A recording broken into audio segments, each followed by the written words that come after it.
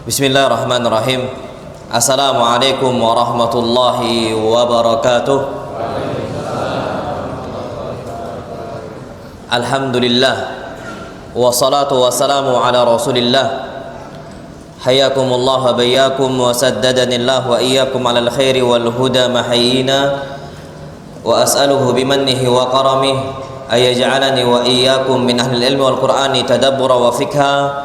Innahu ala kulli syai'in qadir wa bil ijabati jadir. Rabbi shrah li sadri wa yassir li amri wa hlul 'uqdatam min lisani yafqahu qawli. Alhamdulillah ayyuhal ikhwatul kiram, kita masih diberikan rezeki oleh Allah Subhanahu wa taala untuk jumpa kembali di Masjid Al-Azhar Summarecon Bekasi. Mudah-mudahan Allah Subhanahu wa taala jadikan perjumpaan kita perjumpaan yang diberkahi, dan kita mudah-mudahan diistiqomahkan oleh Allah Subhanahu wa taala di atas sunnah Nabi kita Muhammad sallallahu alaihi wasallam. Taib ayyuhal ikhwatul kiram, alhamdulillah kita saat ini sudah masuk dan kita sudah merasakan beberapa hari dari awal bulan apa? Ramadan. Dan Masya Allah wajah-wajah antum ini wajah-wajah ceria ya, Masya Allah. Jadi tetap istilahnya semangat kajian walaupun sedang apa? Puasa. Iyalah, antum mau ngapain waktu itu di rumah? Yang kita ini harusnya gunakan untuk hal yang baik-baik, karena memang nikmat waktu itu adalah nikmat yang akan dipertanggungjawabkan oleh Allah Subhanahu wa taala. Wallahi ya ikhwah, dan disinilah tempat kita apa? Untuk meluangkan waktu kita, menggunakan waktu kita dengan sebaik mungkin. Taib, di sini ana dikasih amanah untuk membahas sebuah tema, dan ini Masya Allah tema yang bagus untuk kita semua. Jurus ampuh bebas dari jeratan maksiat. Sebelum ana bahas kiat-kiat kita terbebas dari maksiat, ana mau ngasih antum tuh muqaddimah dulu, pendahuluan. Kita harus tahu bahwasanya iman kita kepada Allah Subhanahu wa taala itu pondasi utama. Pertama, kita harus tahu siapa Allah. Kita harus kenal siapa Allah Subhanahu wa taala. Kenali Allah dari nama-namanya, dari sifat-sifatnya. Allah yang menciptakan kita, Allah yang ngasih rezeki kepada kita, Allah yang ngasih makan untuk kita, Allah yang ngasih minum untuk kita, dan sebagainya. Kita harus kenal dengan Allah Subhanahu wa taala. Kalau kita kenal dengan Allah, niscaya kalau kita mau maksiat, wallahi nastahi, kita akan malu. Apalagi ternyata Allah Subhanahu wa taala itu alim, yang mana ilmunya Allah Subhanahu wa taala meliputi segala sesuatu hal. Dan bahkan disebutkan oleh Allah Subhanahu wa taala dalam Al-Qur'an Al-Karim, huwallahu alladzi la ilaha illahu. Dialah Allah yang tidak ada Tuhan yang berhak disembah selain Dia, selain Allah Subhanahu wa taala. Setelahnya apa kata Allah? Alimul ghaibi wasyahadah. Yang Allah mengetahui hal yang gaib dan hal yang tampak. Maksiat yang kita tampakkan Allah tahu, maksiat yang kita sembunyikan Allah tahu. Maka kita harus sadar, kita ini berada di atas muka bumi Allah, dan kita berada di bawah langitnya Allah Subhanahu wa taala. Kemana kita mau maksiat? Sedangkan Allah tahu itu semua. Dan bahkan disebutkan Allah Subhanahu wa taala tahu semut hitam di atas batu hitam di kegelapan malam betul-betul gelap. Allah tahu itu semua. Maka kita harus tekankan dalam jiwa kita, tekankan dalam diri kita keagungan nama Allah Subhanahu wa taala, terkhusus Al-Alim, terkhusus As-Sami', terkhusus Al-Basir.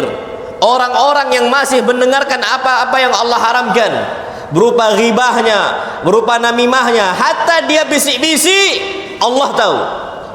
Orang yang mendengarkan musiknya, na'udzubillah, pakai headset pun Allah tahu. Manusia nggak ada yang tahu. Anak kita nggak tahu kita ini dengar musik, na'udzubillah. Istri kita nggak tahu. Tapi yang tahu siapa? Allah Subhanahu wa taala. Tanamkan dalam jiwa kita, ilmu Allah tuh luas betul. Di waktu yang sama Allah tahu kondisi manusia di Saudi, kondisi manusia di Indonesia, hatta di baratnya semua Allah tahu. Semuanya. Bahkan disebutkan, wa ma tasqutu min waraqatin illa ya'lamuha. di setiap penjuru bumi, kalau ada daun yang jatuh dari pohonnya, berapa jumlahnya di waktu yang sama, Allah tahu. Bayangkan antum, Mbak, sampai segitunya semua Allah tahu. Jadi yang tersembunyi ataupun yang nampak, semua itu tercakup dalam ilmunya Allah Subhanahu wa taala. Makanya apa kata Allah Subhanahu wa taala? Qul in tukhfu ma fi sudurikum. Katakanlah wahai Muhammad, seandainya kalian sembunyikan apa yang ada dalam dada kalian, di hati-hati kita, au tubdu, atau kita tampakkan, ya'lamullah, Allah tahu isinya. Kita suudzon sama fulan, Allah tahu. Kita hasad sama fulan, Allah tahu. Makanya sembunyikan atau tampakkan, semua Allah tahu. Karena Allah alim. Dan Allah Subhanahu wa taala, innallaha ala kulli syai'in qadir. Allah itu mampu atas segala hal yang Allah inginkan. Semuanya, tidak ada yang tidak dimampui oleh Allah Subhanahu wa taala. Maka lahir dan batin kita tuh harus sadar, Allah tuh tahu. Itu yang pertama. Kemudian yang kedua, mukaddimah yang antum harus tahu, bahwasanya Allah ini memiliki para malaikat yang jumlahnya banyak sekali. Di antara tugasnya malaikat yang Allah tugaskan, mencatat amal seorang apa? Hamba. Apa yang dia kerjakan berupa kebaikan dicatat, dan apa yang dia kerjakan berupa maksiat Allah catat. Semuanya. Dan ini yang Allah tekankan, wa inna alaikum lahafidhin.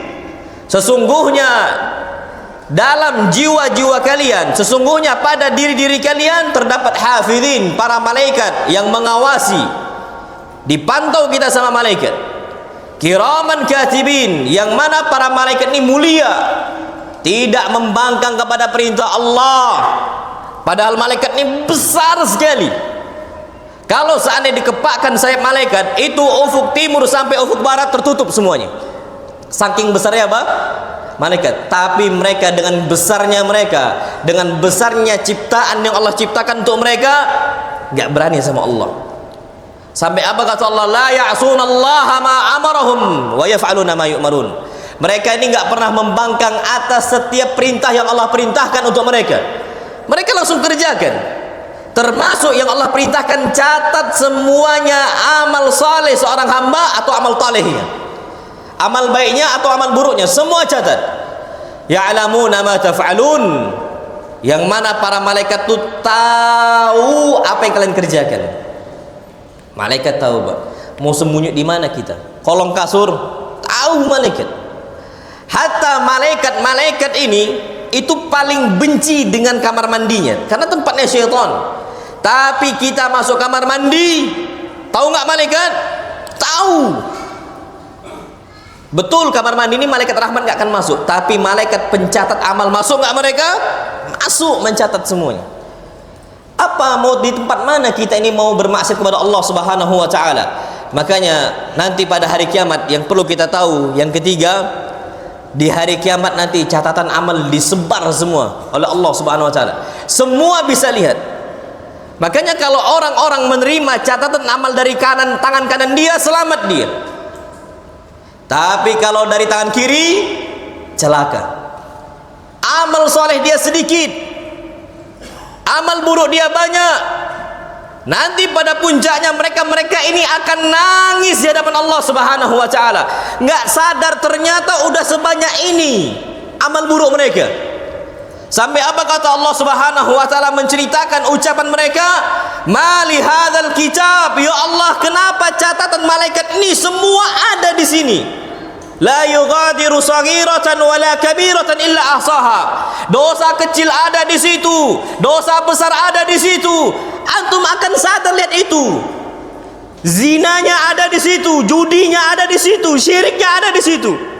Illam tatubu ilallah. Kalau kita nggak bertobat kepada Allah Subhanahu wa taala, habislah kita. Kalau seandainya Allah nggak rahmati kita, habis kita, Pak. Wallahil adzim. Kemana antum mau lari? Bapak kita? Yauma yafirrul mar'u min akhi. Kita akan kabur dari siapa? Saudara kita, abang kita kabur dari kita. Kita pun kabur dari mereka. Wa ummihi wa abi, ibu bapaknya juga sama. Wa sahibatihi wa bani, istri anaknya juga sama. Kita betul-betul akan menyesal. Atau mau nyesal di akhirat? Mustahil. nggak akan ada perbaikan, nggak ada remedial, nggak ada nggak ada ujian ulang, nggak ada. Sekarang kita diuji oleh Allah Subhanahu wa taala. Sekarang kita dites oleh Allah Subhanahu wa taala. Anu'min am nakfur? Apakah kita masih beriman kepada Allah Subhanahu wa taala? Yakin kita diawasi oleh Allah ataukah tidak? Makanya Allah ingatkan, alam ya'lam bi anna Allah yara. Tidakkah mereka ini sadar bahwasanya Allah apa? Lihat. Semua maksiat yang kita kerjakan Allah lihat. Apakah kita malu dari Allah Subhanahu wa taala?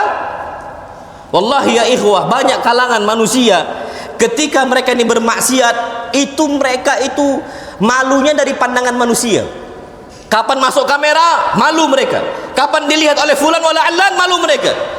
Tapi dengan gampangnya dia ini sadar betul Allah melihat dia dan Allah memandang dia, dan bagi dia hina Allah Subhanahu wa taala. Na'udzubillah, diremehkan, direndahkan. Makanya apa kata para ulama? La taj'alillah ahwanan nadhirina ilaik. Jangan jadikan Allah Subhanahu wa taala adalah zat yang paling hina di antara orang-orang yang melihat engkau. Jadi Allah zat yang paling hina. Orang yang melihat kita, kita segan, kita sungkan dan sebagainya. Makanya setelah kita paham muqaddimah ini, kita sadar betul, Pak, yang namanya iman yang kuat itu berpengaruh. Selama orang itu imannya kuat, dia akan dijauhi dari maksiat-maksiat. Makanya disebutkan al-imanu yazidu wa yankus. Iman ini naik dan apa? Turun. Yazidu bit ta'ah, naik dengan ketaatan. Wa yankusu bil ma'siyah, dan iman akan turun dengan apa? Maksiat. Ngaruh, Pak. Kuatkan iman kita. Ini dasar untuk kita itu bisa mengawasi diri kita masing-masing. Apakah kita mau lanjutkan nih maksiat? Karena ana sering sampaikan kepada antum semua, yang namanya maksiat itu ada efek apa? Candu. Semua maksiat, tidak ada yang tidak ada efek candu. Maka kita harus sadar bahwa kita diawasi oleh Allah Subhanahu wa taala di setiap waktunya, dan di setiap keadaannya, dan di setiap tempatnya. Kondisi apapun Allah ngawasin. Kapanpun Allah ngawasin, dimanapun Allah juga apa? Ngawasin. Jadi sama aja, Pak. Kita harus muraqabah. Muraqabah ini istilahnya perasaan diawasi oleh siapa? Allah. Raqib. Allah ngawasin kita. Malaikat raqib ngawasin kita. Jadi kondisi sendiri sama, kondisi ramai juga sama. Baik fi sirri wal alaniyah. Dia sendiri taat, ramai juga apa? Taat kepada Allah Subhanahu wa taala. Maka bentengin diri kita dari dosa-dosa yang kita kerjakan. Tapi mukmin yang sejati, al-mu'min haqqa, orang yang mukmin sejati, mereka ini komitmen total. 100% mereka komitmen total. Kalau iman mereka kuat, mereka tidak akan langgar perintah Allah Subhanahu wa taala. Apapun resikonya, mereka terus akan di atas sunnah Nabi kita Muhammad sallallahu alaihi wasallam. Orang mencela, dikatakan so alim. Mereka yang mereka cari adalah apa? Perintah Allah. Komitmen. Antum kalau udah hijrah, udah memegang sunnah Nabi kita Muhammad sallallahu alaihi wasallam, antum harus komitmen. Harus sadar. Kapan diperintahkan salat? Jangan sampai kita ini apa? Membangkang dari perintah Allah Subhanahu wa taala. Jangan mau maksiat kepada Allah. Sekarang banyak orang-orang tuh dipanggil oleh Allah untuk salat, dia tinggalkan. Dipanggil untuk mengeluarkan hartanya di Allah Subhanahu wa taala, dia enggan. Komitmen. Udah hijrah tuh jangan buat main-main. Sunnah Nabi kita Muhammad SAW itu bukan untuk main-main. Makanya banyak orang tuh terjadi futur, maksiat awal. Dulu awalnya semangat, awalnya masya Allah. Tiba-tiba nggak nampak lagi di mana-mana. Di masjid fulan nggak ada, di masjid alan juga nggak ada. Kemana? Wallah alam. Itu sebabnya maksiat awal pertama kali. Dia nggak komitmen. Jadi dia anggap nih bahwasanya hijrahnya itu ketika kondisi sulit saja. Kita udah katakan orang ini akan terus taat dalam setiap apa? Kondisi. Kondisi di atas taat, kondisi di bawah juga apa? Taat. Ini enggak, ketika di bawah ngingat Allah, ketika di atas apa? Lupa sama Allah. Biasanya kita gitu, Pak. Kalau udah akhir bulan doanya kenceng betul, ya kan? Tapi kalau awal bulan lalai ya Masya Allah, ke mall sana, pasar sana. Ya, Anda sering, ini kita keluar sedikit tema, maka ya Anda sering sampaikan, biasanya rezeki itu lebih banyak untuk pedagang atau karyawan biasanya. Pedagang, walaupun pasang surut. Kenapa? Kalau pedagang itu tawakal ikhtiarnya tiap hari. Apalagi ketika hujan itu, ya Allah, ini nikmat engkau, ini hujan ya Allah. Tapi kalau seandainya dagangan saya laku di waktu hujan, itu lebih nikmat ya Allah. Gitu kan, minta sama Allah SWT. Dia ikhtiar berdoa kepada Allah dan dia tawakal. Coba karyawan sikit-sikit cuti, nggak ada urusan, bolos, ngambil waktu, ya Allah istirahat, ya cuman sedikit lah, 5 daqaik, cuman 5 menit. Ini nih ngawur dia, karena dia itu bersandar cuman di akhir apa? Bulan.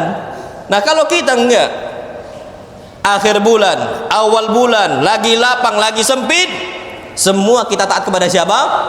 Allah Subhanahu wa ta'ala. Dan jangan lakukan larangan Allah walaupun kecil.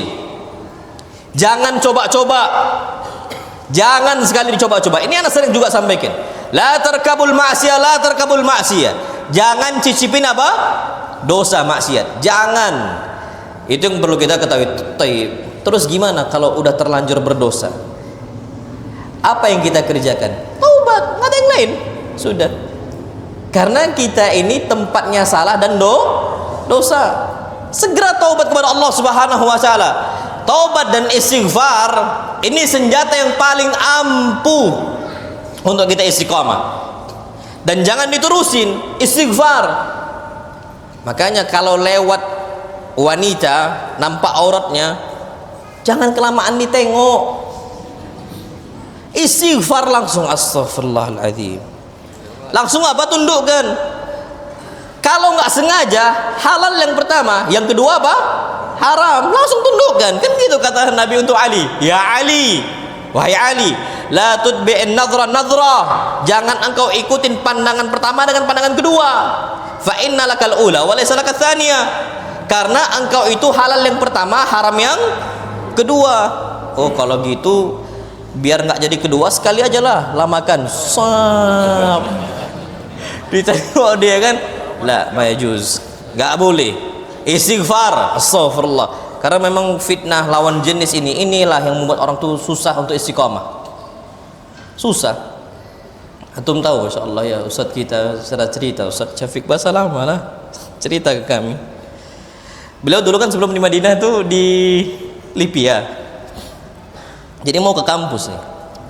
Beliau kan jenggotan, masya Allah, penampilannya bagus dan sebagainya. Lewat gerombolan perempuan-perempuan. Pak, ketika beliau lewat, beliau tundukkan pandangan. Apa nih kata perempuan-perempuan nih? Assalamualaikum akhi, katanya. Padahal itu akhwatnya awam, tak berjilbab. Ini Syafiq cerita. Bayangkan itu fitnah itu. Nah ini nih kalau udah kayak gitu, astagfirullahaladzim, sudah. Cepat apa? Istighfar. Jangan diterusin. Jangan pula kita apa? Kita istilah konsisten dalam maksiat. Selesaikan, sudah selesaikan. Itu senjata ampuh bagi kita, sehingga kita itu ada motivasi untuk bertobat kepada Allah Subhanahu wa ta'ala. Antum tahu kan, masya Allah, ceritalah sedikit. Fadl ibn Abbas, ini saudaranya Abdullah ibn Abbas. Jadi Abdullah ibn Abbas ada saudaranya namanya Fadl ibn Abbas. Fadl ini ganteng, Abdullah ibn Abbas juga ganteng sama, masya Allah. Datanglah salah seorang wanita ketika itu musim haji. Wanita ini dari kalangan Khatham, maka disebutkan Khathamiyah. Wanita Khatham nih, masya Allah, cantik betul, masya Allah. Saking putihnya mereka, kapan kena matahari merah. Tadi kalau istri kita gimana? Hitam. Kena matahari gosong kan. Ini Khathamiyah enggak? Fadl ibn Abbas ini terfitnah.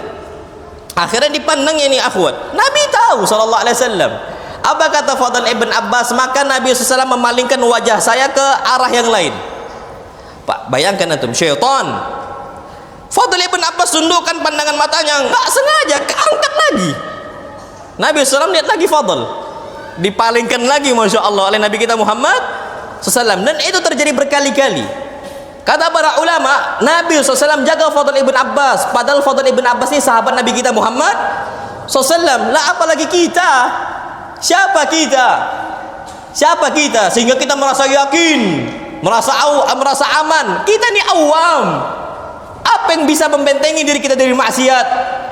Tinggalkan itu semua, cepat bertobat kepada Allah Subhanahu wa taala. Kenapa? Masya Allah, orang-orang yang mudah terlepas dari jeratan maksiat adalah orang-orang yang takut kepada Allah Subhanahu wa taala. Maka Allah berfirman, innama tunzirul ladzina yakhshawna rabbahum bil ghaib. Wahai Muhammad, engkau ini akan memberikan peringatan untuk siapa? Alladzina yakhshawna rabbahum bil ghaib. Kasih jalan untuk Bapak itu, tolong.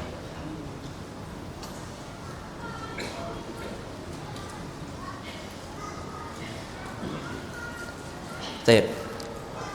Alladzina yakhshawna rabbahum bil ghaib. Mereka ini yang takut kepada Rabbnya bil ghaib, ketika sendirian. Pak, wallahil azim, orang yang takut kepada Allah ketika sendiri itu bukti iman yang sejati. Dan orang-orang seperti ini tuh sedikit, Pak. Dan ini yang memang dijamin oleh Nabi kita Muhammad SAW akan aman. Dan bahkan apa kata Allah Subhanahu wa taala, innal ladzina yakhshawna rabbahum bil ghaibi lahum maghfiratun wa ajrun kabir. Untuk orang-orang yang takut kepada Allah ketika dia sendirian, lahum maghfirah, bagi dia ampunan dari Allah Subhanahu wa taala dan pahala yang besar dari Allah Subhanahu wa taala. Maka ambillah pelajaran, kalau sudah berbuat maksiat segera apa? Taubat. Dan masya Allah ya, Allah Subhanahu wa taala dengan kemurahan Allah, dengan kelapangan rahmatnya Allah Subhanahu wa taala, dosa yang dulu kita kerjakan Allah ganti dengan pahala. Bahkan apa kata Allah Subhanahu wa taala? Illal ladzina tabu, kecuali mereka-mereka ini yang bertobat kepada Allah Subhanahu wa taala. Illa man taba, kecuali yang bertobat kepada Allah Subhanahu wa taala, wa amana, dan dia beriman, wa amila amalan salihan, dan dia beramal saleh. Tiga ini. Dia dulunya pecandu maksiat, imma zinanya, imma khamarnya, imma judinya, wa imma terserah. Tapi apa kata Allah? Kecuali yang mau bertobat kepada Allah, wa amana, dan dia beriman, dan dia beramal saleh, faulaika yubaddilullahu sayyi'atihim hasanat, maka Allah Subhanahu wa taala akan ganti dosa-dosanya dengan apa? Pahala. Kalau ada anak karyawan nih khianat sama anak, sulit bagi anak untuk maafkan mungkin. Ada tetangga khianat dengan kita, mungkin kita sulit untuk memaafkan dia, tapi bagi Allah Subhanahu wa taala, kita punya karyawan, mungkin nggak kira-kira Pak, ada karyawan khianat sama kita dengan menghabiskan uang kita yang banyak. Ini kesalahan nih, hilang duit kita dan sebagainya. Yang hilang duit kita itu kita malah ganti, kita kasih untuk dia. Ada yang gitu? Mungkin kita akan mengatakan nggak waras nih kan, gitu. Karena kita terbatas rahmat kita, rezeki kita juga terbatas, harta kita terbatas. Tapi Allah Subhanahu Wa Taala rahmatnya apa? Nggak terbatas, luas rahmat Allah. Jadi antum jangan batasi rahmat Allah, nggak boleh. Antum harus sadar, sebanyak apapun dosa yang kita miliki, rahmat Allah jauh lebih apa? Luas. Oke, masya Allah. Ada pernah Arab Badui ini datang ke masjid Nabi lagi kajian seperti ini. Apa yang terjadi? Arab Badui langsung kencing di pojokan masjid. Fabala fi ta'ifatil masjid. Fazajarahun nas. Ini orang-orang langsung marah, sahabat Nabi kita Muhammad SAW langsung murka. Kenapa? Ya iyalah, kita lagi kajian nih Pak, tiba-tiba ada yang kencing di sini. Ya kita amuin kan gitu satu masjid ini. Ini semua marah. Fazajarahun nas. Apa kata Nabi kita SAW? Da'u. Udah biarkan, dia nggak ngerti. Wala tazramu, jangan marahin dia. Jangan marahin, masya Allah. Karena Nabi tahu, Nabi ini pernah tinggal di Badui. Ketika di kabilahnya Halimah As-Sa'diyah, kabilah Bani Sa'ad, itu Badui. Nabi tahu kondisi mereka. Maka Nabi katakan jangan dimarahin, sudah biarkan dia kencing, nanti kita bersihkan. Betul. Habis dia kencing dibersihkan. Arab Badui ini Pak dimarahin satu masjid, sakit hati dia, langsung angkat tangannya, dia mengatakan Allahumma arhamni wa Muhammada wa la tarham ma'ana ahada. Ya Allah, rahmati saya dan Muhammad saja, dan jangan rahmati selain kami berdua. Nabi dengar itu, fatabassama Rasulullah langsung tersenyum. Apa Nabi? La tahjur wasi'an, jangan engkau sempitkan rahmat Allah yang apa? Luas. Pak, rumah ana dikencingi, ngamuk ana. Ini rumah Allah dikencingi, ya wajar kita ngamuk kan? Tapi Allah memaafkan ya Arab Badui. Rumah Allah ini. Lah, rumah Allah ini kan bukan milik kita. Wa annal masajid lillah. Kita aja marah kok. Lah Allah ternyata memaafkan. Makanya jangan antum masukkan dalam benak kita ini bahwasanya Allah tidak memaafkan kesalahan-kesalahan apa? Kita sudah taubat saja kepada Allah Subhanahu wa taala, apapun perbuatannya, baik kezaliman, perbuatan keji, langsung ingat Allah. Istighfar. Nabi SAW itu beristighfar dalam sehari berapa kali? 100 kali marrah. Dan bahkan antum kira istighfar cuman setelah berbuat maksiat? La. Setelah berbuat ketaatan tetap istighfar. Buktinya apa? Habis sholat antum ngapain? Istighfar. Astaghfirullah, astaghfirullah, astaghfirullah. Memang seperti itu. Nah, tapi apa syaratnya? Bukan taubat-taubat sambel. Taubatnya apa? Walam yusirru ala ma fa'alu. Mereka ini tidak konsisten di atas dosa mereka, ditinggalkan. Antum tahu ada salah satu ikhwah, nas'alullah lahu taufik. Jadi ikhwah ini adalah dulu sering ikut kajian anak. Nggak nampak lagi, ada tanya sama ikhwan ini, kawan antum mana sih fulan? Ah Ustaz, mana lagi nama ke masjid? Loh kenapa? Itu udah pacaran dia itu, memang belum nikah, dia jomblo sejati kayaknya, sampai sekarang belum nikah itu, nggak tahu mana. Anak udah suruh nikah berkali-kali nggak tahu, pacaran dia itu Ustaz. Tapi dinasihatin lah, anak nasihatin sudah, nggak datang juga Pak. Ternyata datang di masjid, kaget anak, ahlan masya Allah, antum udah lama nggak datang, kemana? Ah Ustaz, biasalah sibuk. Rupanya dia datang kenapa? Diputusin pacarnya. Datang lagi karena itu. Cobalah, bisa-bisanya dia cari pelarian ke masjid, cobalah. Ini masalah. Dan ternyata sekarang nih Pak, nggak nampak lagi dia. Anaknya yang sama kameramen yang lama, Andre ini, ada nanya, sekarang beliau buka toko, kadang nggak bisa ngajak beliau. Jadi anak nanya, "Akhi, kemana kawan antum itu?" Ah Ustaz, pacaran lagi dia itu Ustaz. Jadi ya Allah Akbar. Nah ini kita kalau seandainya sudah bertobat, walam yusirru ala ma fa'alu, kita nggak boleh konsisten atas dosa kita. Makanya taubat itu harus taubat apa? Nasuha. Tubu ilallahi taubatan nasuha. Bertobatlah kalian dengan taubat yang nasuh. Taib. Kemudian sebab-sebab apa yang bisa membantu kita menjauhi maksiat? Taib. Al-Imam Ibnu Qayyim rahimahullah itu menyebutkan ada 10 sebab yang bisa membuat kita apa? Terhindar dari maksiat. Ini usahakan antum mencatat Pak, masya Allah. Yang pertama, kita harus mengetahui bahwa maksiat itu buruk dan maksiat ini rendah. Ilmul abdi bi qubhil ma'siyah wa dana'atiha. Kita harus sadar, seorang hamba harus sadar maksiat ini buruk sekali. Dan maksiat ini rendah, hina. Makanya Allah Subhanahu wa taala mengharamkan maksiat karena hina. Allah nggak mau, Allah lindungi hamba-hamba dari perbuatan maksiat. Sebagaimana seorang ayah melindungi anak-anaknya dari perbuatan apa? Keji. Pak, tanyakan mereka yang kecanduan zina, yang mereka berusaha untuk menghalalkan zina. Pertanyaannya sekarang, bagaimana kalau anaknya dizinain? Dia akan sadar itu Pak. Makanya di zaman Nabi kita Muhammad SAW ada orang kecanduan apa? Kecanduan zina. Sahabat Nabi kita SAW sampai minta ke Nabi SAW untuk dikasih izin berzina. Sampai dia mengatakan, "Ya Rasulullah, idzan li bizina." Ya Rasulullah, izinkan saya untuk berzina. Caranya Nabi simple. Nabi ini mau mengenalkan bahwa zina ini buruk, zina ini hina. Maka apa kata Nabi kita sallam? Engkau mau berzina? Atardahu libnatik. Kalau engkau berzina, di saat yang sama engkau mau enggak putri engkau dizinain? Pakai logika kita.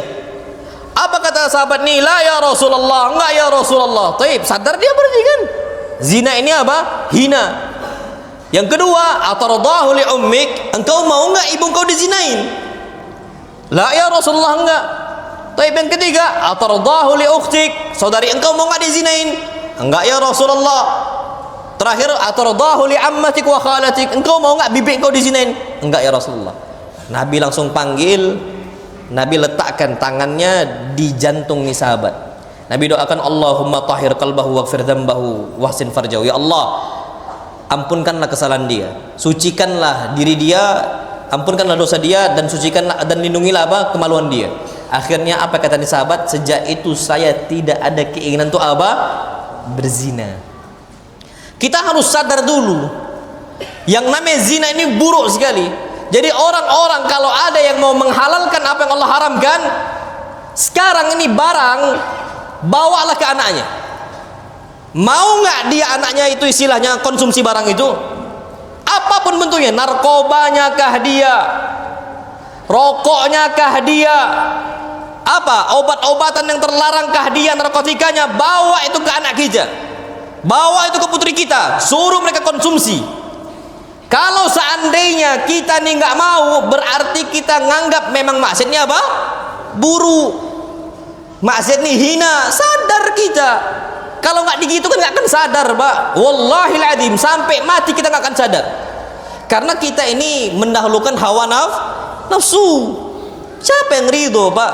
Anaknya narkoba nggak akan ada, istri narkoba nggak akan ada, mustahil ada. Rokoknya juga sama, pasti dia hindarkan. Nah, kalau mau terhindar dari jeratan maksiat tadi, sadar dulu pertama bahwasanya semua maksiat itu buruk di hadapan Allah Subhanahu wa taala dan di hadapan manusia. Makanya orang-orang yang masih bermaksiat, saking hinanya Allah akan turunkan azab. Allah hukum mereka. Allah Subhanahu wa taala berfirman, "Falyahdharil ladzina yukhalifuna an amrih." Hati-hati untuk orang-orang yang menyelisihi perintahnya Allah Subhanahu wa taala. Antusibahum fitnah, mereka akan terkena azab, fitnah, ujian. Disebutkan di sini fitnah ini ada beberapa yang disebutkan, imma kufrun wa imma syirkun wa imma bid'atun. Akan diuji oleh Allah Subhanahu wa taala. Atau apa yang berikutnya? Kalau dia masih bermaksiat, nyelisih perintah Allah Subhanahu wa taala, au yusibahum adzabun alim, atau Allah timpakan untuk mereka azab yang apa? Pedih. Antum tahu Pak, buruknya saking maksiat itu, ya Allah akbar. Antum tahu kan, makan kelelawar ini baik atau buruk? Makan ular, makan tikus, buruk kan? Mustaqbah. Wa yuharrimu alaihimul khaba'ith. Allah mengharamkan kalian hal-hal yang keji, hal-hal yang buruk. Masih ngeyel, dimakan sama orang-orang Wuhan. Yang kena Wuhan tok atau seluruh bumi? Seluruh penjuru bumi kena. Ini firman Allah, hati-hati. Au yusibahum adzabun alim, atau semuanya kena wabah yang sama, musibah yang sama, azab yang sama. Kita harus hindarkan. Makanya apa kata Allah? Wattaqu fitnatan la tusibanna alladzina zalamu minkum khassa. Hati-hati kalian dari azab akibat perbuatan maksiat yang tidak hanya menimpa orang-orang zalim saja, hatta orang yang saleh kena. Makanya Aisyah penasaran, ya Rasulullah, wa fihimus salihun, kalau diazab semua gimana orang-orang salehnya? Apakah mereka juga kena azabnya? Naam, kena. Tapi mereka akan dibangkitkan sesuai amalnya masing-masing. Tapi kena loh, buktinya yang meninggal COVID nih, yang rajin sholat kena enggak? Kena. Yang bejenggot ini patah kena juga. Bukan orang yang lalai aja, hatta orang yang taat di masjid, tunduk kepada Allah, kena mereka, kena semuanya. Makanya tinggalkan, Pak. Makanya Allah benci betul kalau ada orang-orang bermaksiat secara terang-terangan. Paling benci Allah. Udahlah maksiat terang-terangan pula lagi. Dan bahkan diumumkan lagi, diiklankan lagi, naudzubillah. Bahkan apa kata Nabi kita Muhammad sallallahu alaihi wasallam? Kullu ummati mu'afa ilal mujahirin. Setiap umatku itu akan dimaafkan oleh Allah, dimaafkan oleh Allah. Allah afu, Allah pemaaf. Tapi kecuali apa? Mujahirin. Orang-orang yang mujahara, terang-terangan dengan dosanya. Dia sampaikan dosa-dosa dia.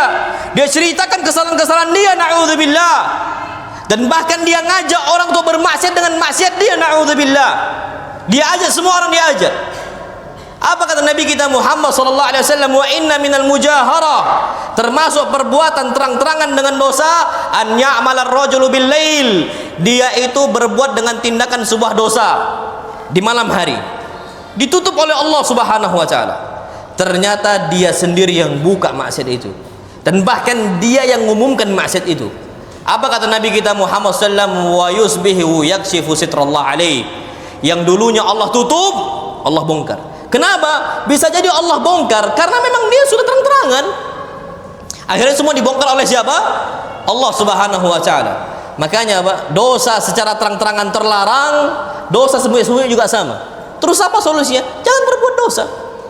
Bahkan Masya Allah, bukan berarti oh kalau gitu dosa diam-diam aja lah. Tetap kena, Pak. Bahkan ada satu hadis Nabi kita Muhammad sallallahu alaihi wasallam mengatakan, la a'lamanna aqwaman min ummati. Aku tahu banyak kaum dari umatku. Banyak kaum dari umatku. Ya'tuna yaumal qiyamati bihasanat. Mereka datang di hari kiamat dengan banyak sekali kebaikan pahala.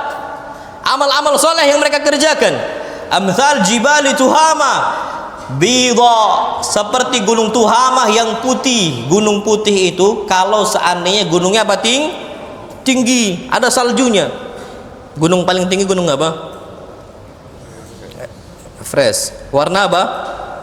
Putih. Gunung putih itu tinggi berarti. Tapi tinggi dia, Masya Allah. Ternyata apa kata Nabi kita Muhammad sallallahu alaihi wasallam? Fayaj'aluhallahu haba'an mathura. Allah jadikan semua pahala-pahala tadi yang besar, kokohnya seperti gunung, haba', cuman debu-debu mansura yang dibuang oleh Allah Subhanahu wa taala. Enggak Allah hormatin lagi. Salat 5 waktunya yang kokoh kuat jadi debu dicampakkan oleh Allah Subhanahu wa taala, mansura. Debu ini enggak bisa ditimbang, apalagi debu yang berterbangan. Gimana mau ditimbang? Haba'an mansura. Taib, apa kata Nabi kita Muhammad SAW? Ya Rasulullah, ditanya oleh para sahabat, ya Rasulullah, sifhum lana. Siapa mereka ya Rasulullah? Padahal pahala itu banyak, Pak. Min sholatin wa siyamin wa sholaqat. Sholatnya Masya Allah, sedekahnya Masya Allah, puasanya Masya Allah, tapi nggak bermanfaat sama sekali. Apa kata Nabi kita Muhammad sallallahu alaihi wasallam? Innahum ikhwanukum. Mereka ini saudara-saudara kalian, dari bangsa kalian, dari umat Islam. Wa ya'khuduna minal laili kama ta'khudun. Mereka ini beribadah sebagaimana kalian beribadah. Naam, sama porsinya. Walakin idza khalau bi maharimillahi intahakuha. Tapi kalau mereka lagi sendiri dengan Allah, semua keharaman dikerjakan. Semua keharaman diembat oleh dia. Semuanya na'udzubillah. Ini Pak, Masya Allah, berarti dia nggak takut kepada siapa? Allah Subhanahu wa taala. Makanya yang pertama itu kita harus sadar bahwasanya maksiat itu hina, dina, dan direndahkan oleh Allah Subhanahu wa taala. Kemudian yang kedua, sebab kita ini terlindung dari maksiat adalah al-haya'u minallah. Punya rasa malu di hadapan siapa? Allah Subhanahu wa taala. Wallahi kita merasa diawasi oleh Allah itu tumbuh rasa malu kita. Akan tumbuh rasa malu. Jadi kalau kita sadar Allah dimarah sama kita, insya Allah kita akan dicegah oleh Allah dari dosa. Makanya Pak, nggak ada masalah bagi Nabi kita Muhammad dihinakan. Nggak ada masalah bagi Nabi kita Muhammad SAW untuk ditindas, diludahi, dikotori. Nabi nggak ada masalah. Tapi yang Nabi khawatir cuma satu. Nabi nggak berharap Allah murka sama Nabi kita Muhammad SAW. Makanya ketika Nabi SAW di hari Taif, beliau itu betul-betul ditimpa dengan musibah yang besar. Beliau itu sampai berprasangka apakah Allah marah dengan beliau sallallahu alaihi wasallam? Apakah ada kesalahan beliau yang beliau kerjakan untuk Allah Subhanahu wa taala? Sampai apa kata Nabi kita sallallahu, Allahumma illam yakun bika ghadabun alaihi fala ubali. Ya Allah, enggak apa-apa saya disiksa seperti ini. Sallallahu alaihi wasallam. Selama kau enggak marah sama saya, fala ubali. Demi Allah aku enggak akan pikirkan. Nabi SAW dihinakan, Nabi SAW direndahkan, enggak ada masalah bagi beliau. Selama Allah enggak apa? Buruk ya. Kalau Allah udah marah habis Pak. Antum mau lari kemana? Allah udah marah. Nanti Anda sebutkan Pak, kalau Allah udah benci sama kita Pak, orang semua akan benci sama kita. Makanya jangan undang marah Allah. Antum gimana buat marah Allah? Allah yang ngasih antum rezeki dari janin sampai meninggal. Setiap detiknya Pak, tanyakan dokter-dokter di sana. Tabung oksigen itu berapa harganya? Tanyakan mereka-mereka yang cuci darah ya. Tanyakan mereka yang cuci darah ya, berapa duit itu mereka habis.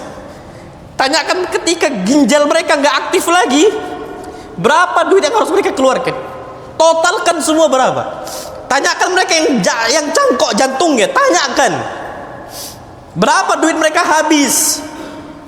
Itu semua kita nggak sadar nikmat Allah Subhanahu wa taala.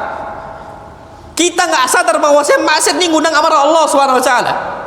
Apakah kita malu dari Allah? Harusnya malu. Makanya sabda Nabi kita Muhammad sallallahu alaihi wasallam beliau mengatakan, "Idza lam tasai fastawasyita." Kalau kau nggak malu lagi, silahkan berbuat apa yang kau mau. Kalau kau nggak malu sama Allah, perbuat apa yang kau mau. Mau nasihat apa lagi Pak? Kalau Allah disampaikan, kalau Rasul disampaikan, kalau tabi'un disampaikan, kalau tabi'ut tabi'in disampaikan, terus kalau ulama al-mu'asirun juga disampaikan, ulama yang saat ini disampaikan, masih maksiat, terus nasihat apa lagi? Terakhir hadis Nabi kita sallam, idza lam tastahi, kalau kau enggak malu kepada Allah, fasna ma syi'ta, silahkan berbuat apa yang kau mau. Kalau ada orang yang ngasih anak makan dari awal anak kecil sampai besar, anak akan sungkan untuk membangkang perintah dia. Ketika dia minta sama anak akan usahakan untuk penuhi. Kenapa? Perbuatan yang baik harus dibalas dengan apa? Kebaikan. Wallahi balas jasa. Jasa Allah apa yang antum balas? Kebaikan Allah apa yang antum balas? Allah udah ngasih semuanya untuk kita, dan ternyata kita balas dengan apa? Maksiat. Semua apa yang Allah larang untuk kita, kita langgar semuanya. Seakan-akan kita ini hidup itu hebat sekali dapat Allah Subhanahu wa taala. Enggak berpengaruh, Pak. Peringatan dari Allah itu seakan-akan lewat gitu saja. Makanya ada manusia-manusia itu seperti itu, na'udzubillah. Ini manusia-manusia munafik. Apa kata Allah? Yastakhfuna minan nas. Mereka ini sukanya sembunyi dari manusia. Kalau dilihat sama manusia, mereka ini sembunyi itu maksiat. Malu. Apalagi nampak di kamera semisal, nampak di CCTV semisal, atau ada ikhwan dari jauh melihat semisal. Kenapa malu dari mereka? Kenapa berontak dari mereka? Kenapa sembunyi dari mereka? Yastakhfuna minan nas. Mereka sembunyi berontak dari manusia. Wala yastakhfuna minallah. Tapi mereka ini enggak malu dari siapa? Allah Subhanahu wa taala. Apa kata Allah? Wa huwa ma'ahum idz yubayyituna ma la yarda minal qaul. Padahal Allah bersama mereka di malam hari. Allah sama kita Pak, Masya Allah, di malam hari. Allah awasin, nama Allah awasin. Maka Masya Allah, jadikan malu kita ini kepada Allah lebih kuat dibandingkan malu kita kepada manusia. Taib. Kemudian yang ketiga, hifdzun ni'ami min antazula bidzunub. Jaga nikmat Allah, jangan sampai hancur karena maksiat kita. Wallahil azim. Nikmat yang kita rasakan saat ini, kalau kita lagi di atas, itu semua nikmat akan terus diberikan oleh Allah selama kita nggak maksiat. Kalau udah maksiat, Allah akan berubah. Firman Allah Subhanahu wa taala, "Innallaha la yughayyiru ma biqaumin hatta yughayyiru ma bi anfusihim." Sesungguhnya Allah Subhanahu wa taala tidak akan merubah nasib sebuah kaum sampai mereka yang merubah nasib diri mereka sendiri. Kalau seandainya dulu kita dihormati, kalau seandainya dulu kita disanjung, disegani dan sebagainya, tiba-tiba berubah, bisa jadi maksiat-maksiat kita. Dulu kita dihormati, sekarang kita dihinakan, kita direndahkan, bisa jadi sebabnya apa? Maksiat. Allah tunda azab itu. Tapi dengan mudah nikmat Allah rubah dengan apa? Azab. Maka Allah firmankan, fakafarat bi an'amillah, ada sebuah kampung yang Allah kasih kenikmatan yang banyak sekali untuk mereka. Ternyata mereka kufur dengan nikmat-nikmat Allah Subhanahu wa taala dengan apa? Maksiat-maksiat yang mereka kerjakan. Fa'adzaqahallah libasal ju' wal khauf. Niscaya Allah Subhanahu wa taala akan menimpakan untuk mereka pakaian kelaparan dan pakaian ketakutan. Jadi kita tiba-tiba takut sekali dan lapar kondisinya. Kayak kita saat ini, masya Allah, lagi tenang kita, maka apa? Kita harus sadar, kita dengan jiwa yang tenang, dengan segala kenikmatan itu, gunakan lillahi tabaraka wa ta'ala, gunakan untuk Allah Subhanahu wa ta'ala. Jangan sampai api nikmat ini membakar dirinya sampai habis. Ya, nikmat itu sendiri. Ya, masya Allah, antum perlu tahu Pak, Allah firmankan, Allah ini uji kita semua. Allah firmankan, ketika manusia-manusia diberikan dunia-dunianya, falamma nasu ma dzukiru bihi, tapi ada momennya mereka ini lupa tentang nasihat-nasihat Allah, lupa dengan perintah-perintah Allah Subhanahu wa taala, mereka lupakan. Fatahna alaihim, kami bukakan untuk mereka abwaaba kulli syai', segala pintu dunia tambah dibukakan oleh Allah, tambah dibukakan oleh Allah. Ini namanya istidraj, ditangguhkan oleh Allah Subhanahu wa taala. Jangan main-main sama Allah, jangan main-main. Wa yamkuruna wa yamkurullah, mereka berbuat makar, Allah juga berbuat apa? Makar. Wallahu khairul makirin, Allah nggak bisa ditipu. Allah sebaik-baik pembuat makar, masya Allah. Mau kita nipu Allah Subhanahu wa taala nggak akan bisa. Allah kasih nikmat, hatta idza farihu bima utu, sampai mereka ini bahagia dengan apa yang diberikan oleh Allah untuk mereka, dengan segala kenikmat dunia. Mereka tinggalkan sholatnya, mereka tinggalkan kajian-kajiannya, mereka nggak nuntut ilmu agamanya, lupa semua. Na'udzubillah. Akhadnahum baghta, dengan semenit sekejap kami azab mereka semua, habis Pak semua. Akhadnahum baghta, cuman sekejap aja Allah ambil semuanya Pak, dari kita. Apa yang kita miliki, anaknya bisa Allah wafatkan, hartanya yang dulu banyak bisa Allah semua hilangkan, Allah masukkan ke dalam tanah, itu bisa. Akhadnahum baghta fa idahum mublisun, tiba-tiba kondisi manusia ketika itu hanya bingung, hilang semuanya. Mudah bagi Allah. Lihatlah Qarun, ketika itu Qarun ini bermaksiat kepada Allah, zalim di hadapan Allah Subhanahu wa taala, semua Allah kasih untuk dia. Tapi kezaliman pertama Qarun yang mengatakan innama utituhu ala ilmin indi, saya bebas bermaksiat, saya bisa mendapatkan harta ini karena apa? Kecerdasan saya, bebas dia mau bermaksiat, kata dia. Akhirnya apa? Fa khasafna bihi wa bidarihil ard, kami timbun Qarun dan istananya, harta-hartanya di bawah apa? Tanah.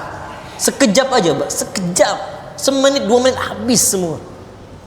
Mudah bagi Allah Subhanahu wa taala. Maka falnuhasib anfusana, kita hisab diri kita, kenapa kok bisa? Kenapa kita bisa seperti ini? Kadang-kadang memang kita ini udah lupa dari Allah Subhanahu wa taala. Jadi kita sendiri yang merubah. Yang awalnya nikmat jadi apa? Azab. Taib. Yang keempat, istihdarul khaufi minallahi tabaraka wa ta'ala, menghadirkan rasa takut. Yang pertama rasa malu, yang ini rasa apa? Takut. Ketika mau bermaksiat, hadirkan. Kalau udah ada maksiat, keinginan maksiat itu muncul, istihdarul khauf minallah, hadirkan rasa takut kita kepada Allah Subhanahu wa taala. Ini masya Allah, rasa takut dan khawatir ketika hendak maksiat ini bisa mencegah kita dari maksiat itu. Dan Masya Allah, pelajarilah dari kisah Nabi siapa? Yusuf. Nabi Yusuf ini diajak zina oleh wanita yang cantik dan memiliki kedudukan yang tinggi, punya harta. Zulaikha ini Masya Allah, hartanya banyak, melimpah ruah, kedudukannya dia tinggi, Imratul Aziz, istrinya Al-Aziz. Dia bisa saja nyogok orang, jangan bicara, jangan bicara, jangan bicara, aman semuanya. Kalau ada yang tahu perzinaan semisal Zulaikha dengan Yusuf dan itu nggak terjadi, dia bisa sogok, jangan bicara, jangan bicara, jangan bicara. Dan bahkan apa kata Allah, wa ghallaqatil abwab, semua pintu dipastikan terkunci, nggak bisa lagi dibuka. Apa kata Zulaikha untuk Nabi Yusuf? Hai talak, wahai Yusuf, kesini engkau berzina. Cantik, hartanya banyak, kedudukannya apa? Tinggi. Ketika itu Nabi Yusuf alaihi salam langsung mengingat Allah SWT. Dia mengatakan, ma'adallah, aku berlindung kepada siapa? Allah. Innahu rabbi ahsana mathwai. Antum perhatikanlah Pak, Masya Allah. Innahu rabbi, dialah Allah Rabb saya, ahsana mathwai, yang mana Allah telah memberikan saya tempat yang paling baik. Sebelum di istana, di mana Nabi Yusuf? Di mana? Di dalam sebuah apa? Sumur. Pak, di dalam sebuah sumur, dan sumur ini itu bukan sumur basah, bukan sumur yang basah ada air, tapi sumur apa? Kering. Kalau sumur basah itu masih bisa bertahan, ini enggak, Pak. Khawatir Nabi Yusuf, apalagi masih kecil. Tapi Pak, bagaimana bersyukurnya Nabi Yusuf alaihi salam kepada Allah Subhanahu wa taala. Nabi Yusuf mengatakan, innahu rabbi, dialah Allah Subhanahu wa taala Rabb saya, ahsana mathwai, yang telah memberikan saya nikmat tempat tinggal seperti ini. Lari Nabi Yusuf alaihi salam, ditarik sama siapa? Zulaikha. Pak, Masya Allah Pak, ini iman ini Pak. Bagaimanapun, padahal celah-celah perzinaan itu banyak di saat itu, tapi semua bisa ditepis oleh siapa? Yusuf. Dan Yusuf ini Pak, Masya Allah, gantengnya memang Masya Allah. Padahal Yusuf ini anak angkat, anak yang diangkat oleh siapa? Zulaikha. Jadi anak angkat ini bahaya Pak. Ngangkat anak itu nggak boleh, nggak mahram. Atau ngangkat anak itu nggak boleh, nggak mahram. Kecuali ketika kecil dia apain? Disusuin. Jatuhnya itu nanti rodho'ah. Kalau udah besar nggak bisa disusuin. Itu khusus anak apa? Kecil, khusus. Walaupun ada khilaf para ulama, enggak, tapi nggak bisa. Khilaf para ulama pun nyusuin yang besar apakah bisa mahram, kata mereka sebagian bisa. Itu jangan antum bayangkan langsung dari tempatnya, tapi diperas pakai dalam apa? Gelas. Itu disebutkan beberapa kali susuan gitu. Nah ini kata para ulama Pak, wallahu alam, yang sahih nggak bisa dimahram. Nah Nabi Yusuf itu bukan mahramnya Zulaikha. Bukan mahramnya siapa? Zulaikha. Dia bukan siapa-siapa, cuman diangkat, tapi fitnah yang besar. Makanya ini berusaha Pak, takut kepada Allah SWT. Makanya ketika orang-orang itu dihadapkan dengan ajakan zina, dia mengatakan saya takut kepada Allah, balasannya Allah akan naungin dia di hari kiamat. Tidak ada naungan kecuali naungan siapa? Allah. Pak, wallahil adzim, kita butuh naungan itu. Karena nanti hari kiamat Pak, di Bekasi ini kayaknya kan panas ya. Bahkan kata orang planet Bekasi kan gitu. Katanya gitu, nggak tahu mana.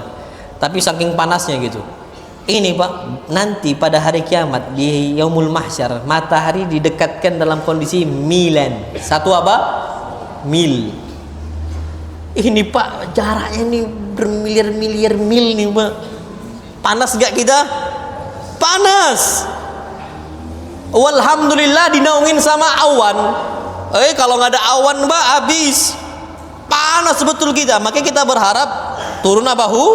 Hujan. Ditutupin sama awan. Nah nanti naungan yang paling indah, naungan siapa? Allah. Tapi nggak semua dikasih. Salah satu yang dikasih, apa kata Nabi kita Muhammad sallallahu alaihi wasallam? Wa rajulun da'athu imra'atun dzatu jamal wa mansibin. Seseorang laki-laki yang diajak berzina oleh wanita yang cantiknya Masya Allah dan juga memiliki kedudukan yang tinggi. Dan ternyata dia mengatakan inni akhafullah, Saya takut kepada siapa? Allah Subhanahu wa taala. Jadi Pak, ucapkan seperti itu. Antum ketika di HP ini. Karena HP ini Pak, ya Allah. Antum mau buka apa? Kadang-kadang itu yang nggak kita ikutin, kadang-kadang muncul. Dan bahkan sekarang itu ada istilahnya apa ya? Apa TikTok itu? Pokoknya nanti kadang-kadang Pak yang nggak, jadi kan ada yang untuk diikutin, ada yang nggak diikutin, apa itu? Nggak tahu. Itu semua bisa keluar Pak. Makanya kata para ulama itu yang hal-hal seperti itu tuh harus dihindarkan. Makanya anak tuh TikTok tuh ada, cuman anak nggak mau pakai. Dulu tuh aktif, istri anak yang aktifkan. Sampai sekarang tuh anak nggak mau lagi masuk. Dan sekarang ternyata istri anak juga mundur. TikTok untuk apa? Jadi yang perlu kita ketahui Pak, bahwasa yang namanya hal-hal seperti itu kita harus mengucapkan ma'adzallah, astaghfirullah, akhafullah, lewat sesudah. Itu yang perlu kita ketahui. Wallahu alam bishawab. Kemudian yang kelima, agar kita dihindarkan untuk berbuat maksiat, taqwiyatu mahabbatillahi subhanahu wa ta'ala fil qalbi wa ijlaluhu. Kita menguatkan cinta kita kepada siapa? Allah. Dan kita kuatkan pengagungan kita kepada Allah Subhanahu wa taala. Pak, wallahil adzim, pecinta yang sejati tidak akan istilahnya khianat kepada kekasihnya. Kalau orang udah cinta sejati ini, gak akan dia khianat. Seorang istri yang mencintai suaminya, dia nggak akan khianat. Tapi ada nggak istri-istri yang khianat? Ada. Kenapa? Dia lebih cinta emasnya dibandingkan emas aslinya. Kalau ada laki-laki yang lebih banyak emasnya, pindah hati dia. Khianat nggak itu? Khianat. Laki-laki juga sama. Kalau laki-laki ini dia ke paras wajah. Kalau ada wanita yang lebih cantik dibandingkan istrinya, dia akan apa? Khianat. Kenapa? Dia nggak cinta kepada istrinya atau kepada pasangan dengan cinta yang sejati. Masih bisa khianat. Makanya kalau Aisyah cinta kepada Nabi kita SAW nggak akan khianat. Hafsah kepada Nabi SAW nggak akan khianat. Ummu Salamah juga nggak akan khianat. Karena cinta mereka cinta apa? Sejati. Nah, kalau cinta kita nggak sejati untuk Allah Subhanahu wa taala, pastilah ada masanya kita khianat, wal'iyadzubillah. Maka kata para ulama, kita harus cinta. Dan para sahabat nih Pak adalah generasi pertama yang paling cinta dengan Allah Subhanahu wa taala. Bahkan apa kata Allah? Walladzina amanu asyaddu hubban lillah. Orang-orang yang beriman akan jauh lebih mencintai Allah dibandingkan mereka mencintai manusia. Hatta bapaknya, hatta ibunya, hatta tetangganya, hatta istrinya, mereka lebih mencintai Allah Subhanahu wa taala. Bahkan antum tahu, Masya Allah, ada salah seorang sahabat Nabi kita Muhammad SAW, ini kisahnya ajib Pak, saking cinta dia kepada Allah Subhanahu wa taala. Anas bin Malik pernah mengatakan, Rasulullah SAW pernah bersabda untuk Ubay bin Ka'ab. Dia mengatakan, Nabi bersabda, innallaha ya'muruni an ukri'a alaikal Qur'an. Wahai Ubay, sesungguhnya Allah Subhanahu wa taala memerintahkan saya agar saya membacakan untuk engkau ayat Al-Qur'an Al-Karim. Apa kata Ubay bin Ka'ab? Kaget dia. Allahu sammani lak. Ya Rasulullah, Allah sebut nama saya. Allah sammani lak. Allah sebut nama saya di hadapan engkau. Qala na'am. Allahu sammaka li. Allah sebut nama engkau di hadapan saya. Faja'ala Ubay yabki. Ubay bin Ka'ab langsung apa? Nangis. Gara-gara disebut sama siapa? Allah Taala. Dan kita nih Pak, langkahkan kaki kita dari rumah ke sini, disebut gak nama kita oleh Allah? Disebut. Sebanyak kita ini Pak sekarang saat ini Pak, Allah sebut nama kita satu persatu. Sebagaimana hadis Nabi kita sallallahu wa dzakarahumullahu taala fi man indah. Allah sebut nama kita satu persatu. Makanya kita ini harus sadar Pak. Maksudnya hadis Nabi kalau Allah sebut nama kita satu persatu, itu harus sadar gitu loh. Ngerti dulu kita ini disebut sama orang yang sama zat yang paling kita cintai. Kalau kita disebut nih Pak sama presiden, wallah kita senang betul Pak. Seandainya Pak Prabowo semisal hafizahullah nyebut nama anak, atau semisal Pak Wali Kota, Pak Gubernur nyebut nama anak kan bahagia betul Pak. Tapi disebut dengan prestasi, Bukan disebut dengan apa? Dengan dosa. Disebut dengan prestasi. Anak kan bahagia betul Pak, Masya Allah. Taib, yang nyebut nama kita siapa? Allah. Nah ini Ubay bin Ka'ab ini sampai betul-betul apakah Allah nyebut nama saya? Naam. Faja'ala yabki. Ini juga sama dengan Zaid ibn Harithah yang Allah sebut dalam Al-Quran Karim, falamma qada minha Zaidun falamma qada Zaidun minha watara. Ketika Zaid sudah selesai, sudah cerai dengan istrinya, disebutkan nama apa? Zaid. Bahagia betul Pak cintanya Zaid kepada Allah Subhanahu wa taala. Makanya jadikan Allah Subhanahu wa taala sebagai kekasih kita, Khalil. Dan Allah Subhanahu wa taala tidak menjadikan Khalil kecuali untuk dua, Nabi Ibrahim sama Nabi kita Muhammad. Anda tahu Pak, tingkatan cinta yang paling tinggi itu tingkatan khullah. Khullah ni yang paling tinggi, bukan habib, bukan lagi sahib atau sadiq, bukan, tapi khalil, kekasih yang paling tinggi. Maka apa kata Nabi kita Muhammad sallallahu alaihi wasallam? Innallaha tabaraka wa taala ittakhadani khalilan kama ittakhadha Ibrahim khalila.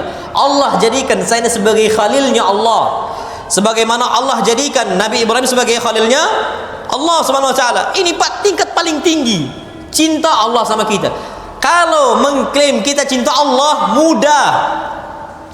Walaysa sya'an an tuhibba walakinna sya'an an tuhabba. Enggak peduli Pak kita mencintai orang, bukan itu patokannya. Tapi apakah kita dicintai oleh Allah? Kalau cuma ngaku cinta Allah mudah Pak. Orang berbuat maksiat pun ngaku cinta siapa? Allah. Tapi apakah Allah cinta sama kita? Apakah kita ngikuti perintah Allah Subhanahu wa taala ataukah tidak? Ini dia. Karena banyak sekali kata para ulama, kullun yad'i waslan bi Laila. Semua orang ngaku punya hubungan spesial dengan Laila. Ngaku-ngaku. Walakin Laila la tukirru lahum bidzak. Tapi Laila tidak mengaku cinta mereka semua. Jadi cinta bertepuk sebelah tangan. Ada enggak suaranya? Enggak ada. Enggak bisa. Makanya kita ini harus menjadikan diri kita mencintai Allah dan dicintai oleh siapa? Allah SWT. Makanya sifatnya para sahabat al-muhajirun wal ansar, Allah katakan radhiyallahu anhum wa radu'an. Allah cinta dengan mereka dan mereka cinta dengan Allah Subhanahu wa taala.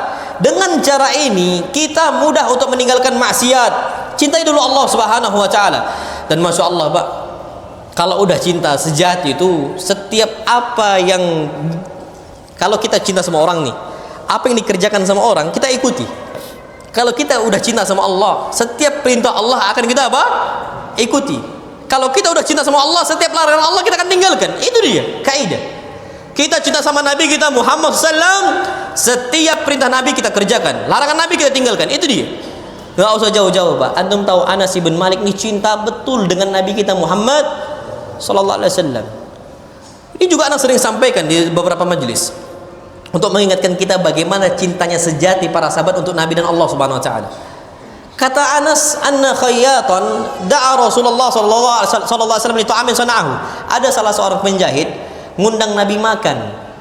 Ternyata Nabi datang. Ketika Nabi sallallahu alaihi wasallam datang, itu disediakan ada makanan, ada dubbanya, labunya.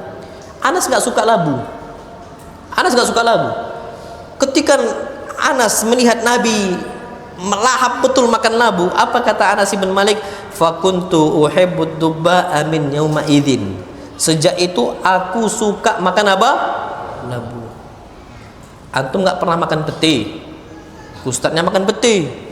Sejak itu ana cinta makan pete. Kayaknya tak mungkin itu. Sejak ustadznya makan durian, ana hobi makan apa? Durian. Kayaknya enggak. Karena cinta kita nggak sebesar cinta kita kepada ustadz, nggak sebesar apa cinta kita kepada istri kita atau kepada orang tua kita. Nah, ini antum sering sampaikan Pak. Antum cobalah cari makanan apa yang khas, itu kita makan karena bapak ibu kita juga apa? Makan. Ini antum pernah juga sampaikan kayak tempoyak. Nggak semua orang masuk dengan tempoyak Pak. Tapi dia akan makan tempoyak ketika bapak ibunya makan apa? Tempoyak. Antum pagi-pagi nyeruput cuka pempek mau? Karena bapak ibu antum nggak nyeruput apa cuka pempek. Oh, kalau orang Sumsel Pak, Kalau orang wong kita galo gitu kan, orang kita lah itu kalau pagi-pagi harus nyeruput apa? Empek-empek cuka. Nah kalau seandainya, kenapa mereka bisa kayak gitu? Karena bapak ibunya seperti itu, akhirnya ngikut. Karena anak itu cinta kepada bapak dan ibu. Ini cinta sejati, Pak. Makanya kalau kita udah jadikan Allah Subhanahu wa taala sebagai zat yang paling kita cintai, maka ini kuat istilahnya dorongannya untuk kita taat kepada Allah Subhanahu wa taala. Jadi cinta kepada Allah itu kunci ketaatan. Jadi bagaimana kita berikan untuk Allah Subhanahu wa taala. Baik, berikutnya yang keenam. Al-hirsu ala syarafin nafsi wa fadluha. Wa fadliha. Menjaga kehormatan dan kemuliaan diri, jaga. Dengan kita jaga kehormatan diri kita, kita akan tinggalkan maksiat. Contoh, antum minum khamr depan anak antum, mau antum? Enggak kan? Kenapa? Karena antum menjaga kehormatan diri di hadapan siapa? Anak. Ini kita kerjakan juga dalam semua kondisi, jaga. Karena kenapa? Karena yang namanya maksiat itu sebab dihinakannya seorang. Dengan maksiat apapun itu pasti dia dihinakan oleh Allah Subhanahu wa taala. Makanya Allah firmankan, wa may yuhinillah, barang siapa yang Allah hinakan dengan maksiat-maksiatnya, fama lahu min mukrim, niscaya nggak akan lagi ada orang yang memuliakan dia, nggak akan ada sama sekali. Percaya sama ana, pelan-pelan orang pasti akan kabur dari dia, orang akan pergi dari dia. Kenapa? Karena yang hinakan siapa? Allah. Makanya disebutkan dalam sebuah hadis Nabi kita Muhammad sallallahu alaihi wasallam bersabda, ju'ila dhullu was-sigharu ala man khalafa amri. Kerendahan dan kehinaan hanya akan diberikan oleh Allah untuk orang-orang yang bermaksiat menyelisih perintah saya. Jadi ternyata orang sering maksiat, kehormatan diri dia akan apa? Jatuh, nggak akan lagi ada wibawa. Percayalah, Pak. Antum berusaha gimana pun bangun wibawa antum, masih bermaksiat, nggak akan ada wibawa. Contoh gini, antum suruh anak antum ke TPA, nak berangkat TPA, abahnya main game. Ada antum wibawa di hadapan anak antum? Nggak ada. Pak, udahlah Pak, tobat, jangan main game. Antum udah berjenggot, udahlah berjenggot, beruban lagi masih main game. Apalagi udah panjang, sudah tinggalkan Pak, sudah. Udah, jangan kayak anak-anak, Pak. Wallahi ini nasihat anak. Karena anak lihat depan mata anak sendiri, ada salah seorang ikhwah sudah tua, udah bapak punya anak 3, jenggotnya segini. Anak datang, pas anak datang, Ustaz, dari mana Ustaz? Afwan, bentar Ustaz ya. Anak datang berdua. Apa kata ikhwat kawan anak? Antum tahu kenapa beliau pergi Ustaz? Nyelesain gamenya. Masih nyelesain apa? Gamenya. Bayangin antum, anak tamu datang ke dia, harusnya kita muliakan apa? Tamu. Tapi bisa wibawa tuh hilang, Mak. Makanya bisa jadi orang tua nyuruh anaknya nggak taat anaknya sebabnya maksiat. Kita perintahkan istri kita taat. Dek, hati-hati. Penduduk neraka yang paling banyak siapa? Wanita. Suaminya suka maksiat. Kayak mana mau taat? Berat. Makanya kehormatan seorang muslim itu ketika dia taat kepada Allah SWT, walaupun kedudukannya hina di mata manusia. Contoh budak, hatta Bilal dulu Pak dihinakan karena budak dia. Tapi dalam Islam, hina atau tinggi dia? Tinggi Bilal, tinggi sekali Pak. Bahkan Bilal itu disebutkan dalam banyak hadis. Bahkan Bilal itu disebutkan Nabi SAW itu mimpi mendengarkan suara hentakan kakinya siapa? Bilal di surga. Bayangkan keutamaannya besar. Budak, bukan sekedar budak Pak, budak berkulit hitam. Orang hinakan itu. Tapi bagi Allah Subhanahu wa taala, la.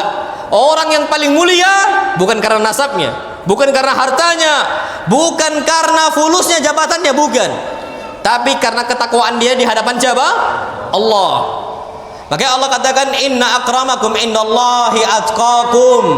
Ketahuilah orang yang paling mulia dari kalian adalah orang yang paling apa? Bertakwa. Yang paling tinggi takutnya kepada Allah.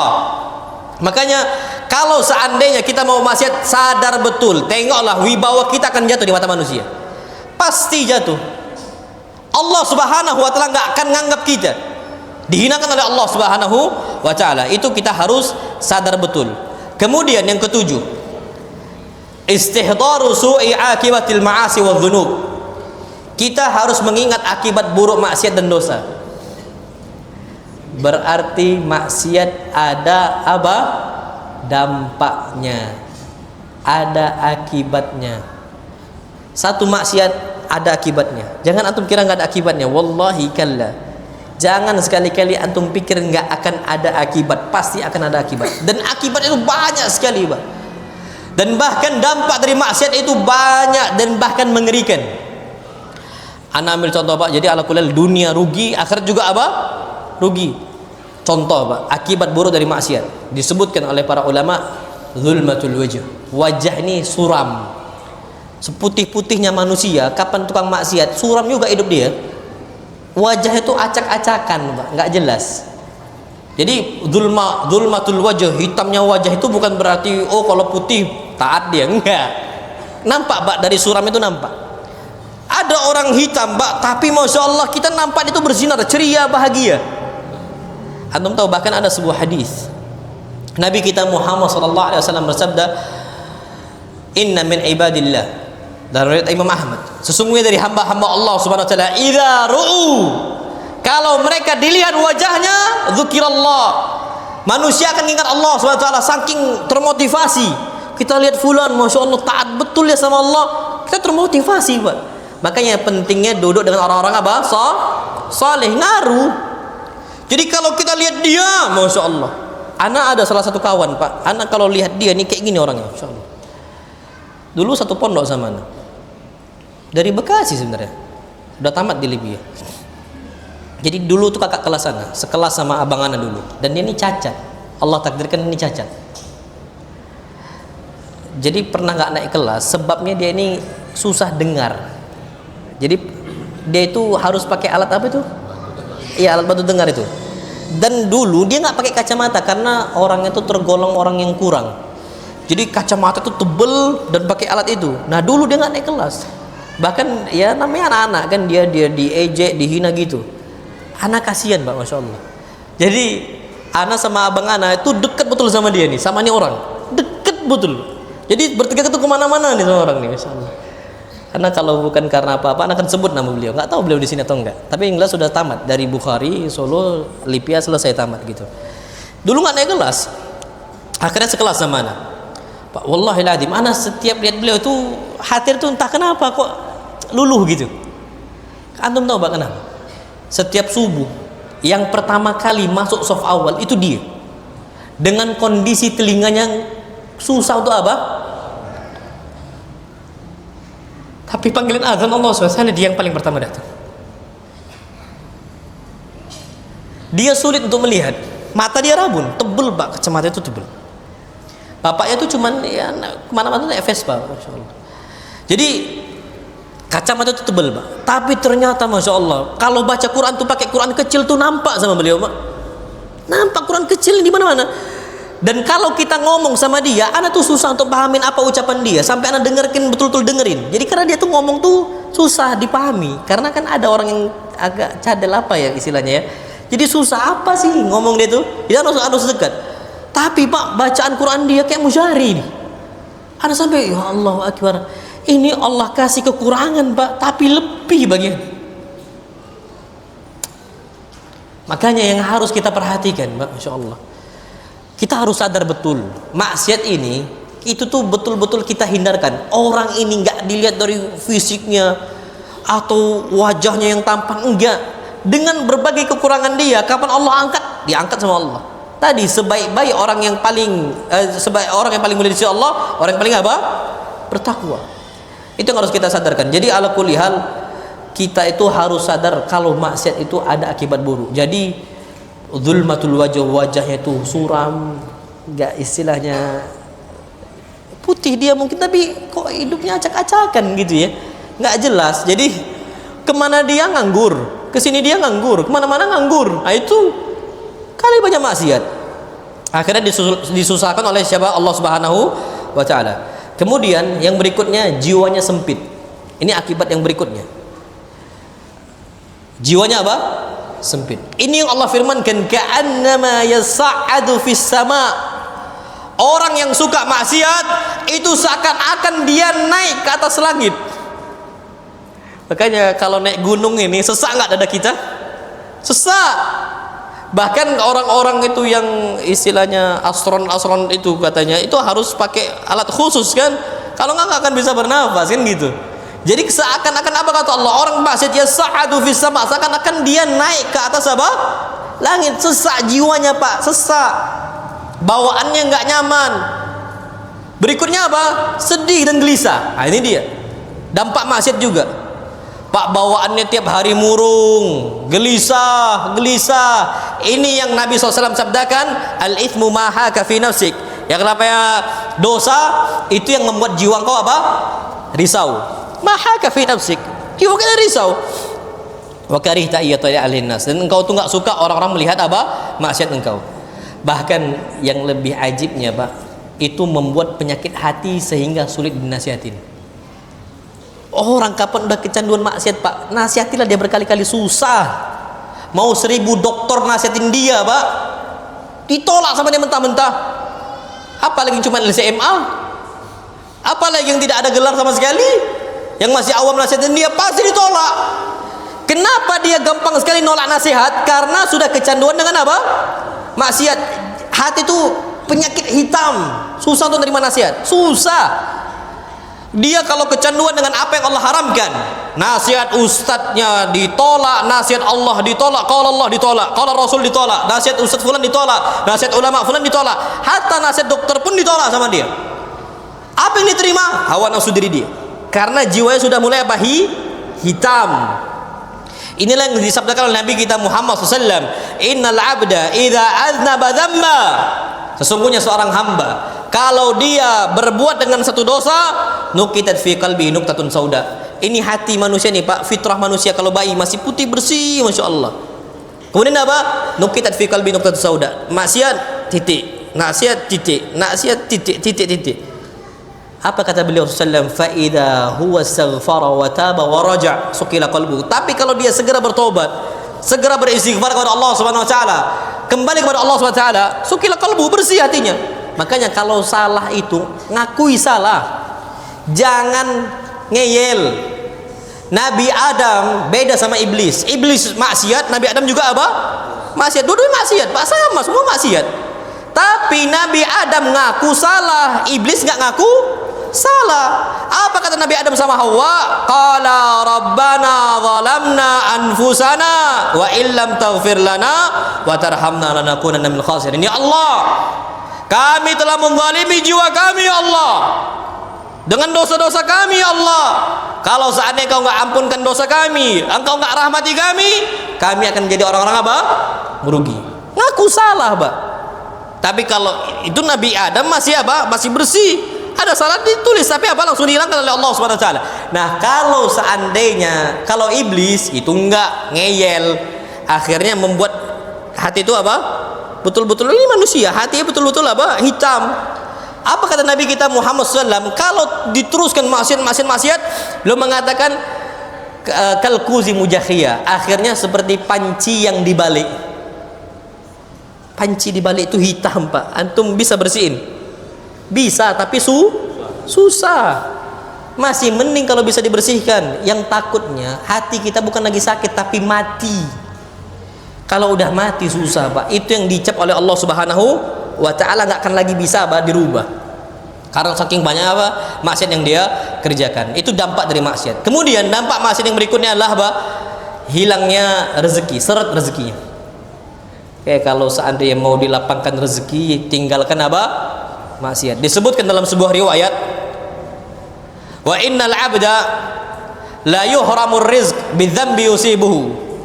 Sesungguhnya seorang hamba akan dicegah oleh Allah dari sebuah rezeki dengan sebuah dosa yang dikerjakan.